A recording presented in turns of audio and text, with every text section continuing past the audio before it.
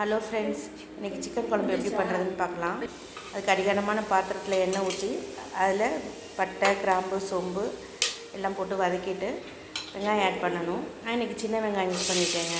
சின்ன வெங்காயம் கொஞ்சம் நல்லாயிருக்கும் டேஸ்ட்டு. இல்லைன்னா நீங்கள் பெரிய வெங்காயம் போட்டுக்கலாம். வெங்காயம் நல்லா வதங்கினதுக்கப்புறம் நம்ம கருவேப்பிலை, இஞ்சி பூண்டு பேஸ்ட் ஆட் பண்ண போகிறோம். வெங்காயம்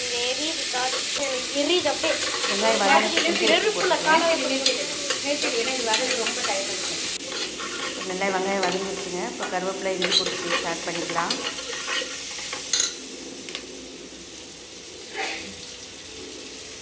இது வதங்கினதுக்கப்புறம் நம்ம தக்காளி ஆட் பண்ண போகிறோம். நல்லா வதங்கிடுச்சுங்க. இப்போ தக்காளி ஆட் பண்ணிக்கலாம்.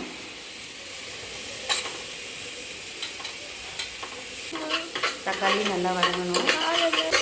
தக்காளி நல்லா வதங்கிடுச்சுங்க. இப்போ சிக்கன் ஆட் பண்ணிக்கலாம்.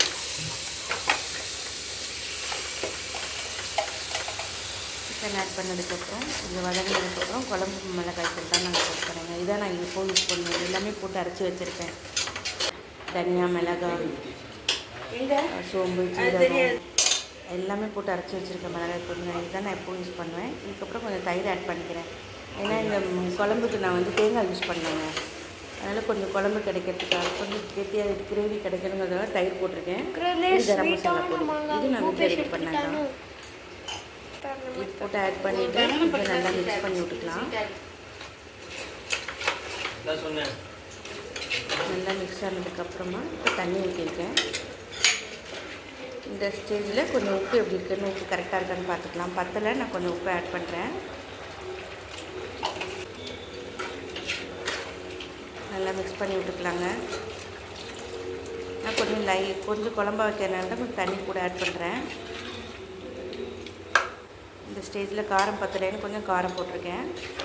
உப்பு மிளகாத்தூள் போட்டுக்கிட்டே இருக்கிறியே. இப்போ நம்ம க்ளோஸ் பண்ணி வச்சிடலாம். இப்போ சிக்கன் நல்லா வெந்துருச்சுங்க. இப்போ லாஸ்ட்டாக மிளகுத்தூள், மல்லித்தலை போட்டு இறக்க போகிறோம். மிளகுத்தூள் போட்டு கட் பண்ணி மல்லித்தூள் போட்டு ரெடியானா சிக்கன் குழம்பு ரெடிங்க. இது என்னோடய ஸ்டைலில் வச்சுருக்கேன். ட்ரை பண்ணி பாருங்கள். இன்றைக்கி எங்கள் வீட்டில் இதான் சிக்கன் குழம்பு, ரசம், சாதம் ரெடி. இந்த வீடியோ பிடிச்சிருந்தா லைக் பண்ணுங்கள், ஷேர் பண்ணுங்கள், சப்ஸ்கிரைப் பண்ணுங்கள்.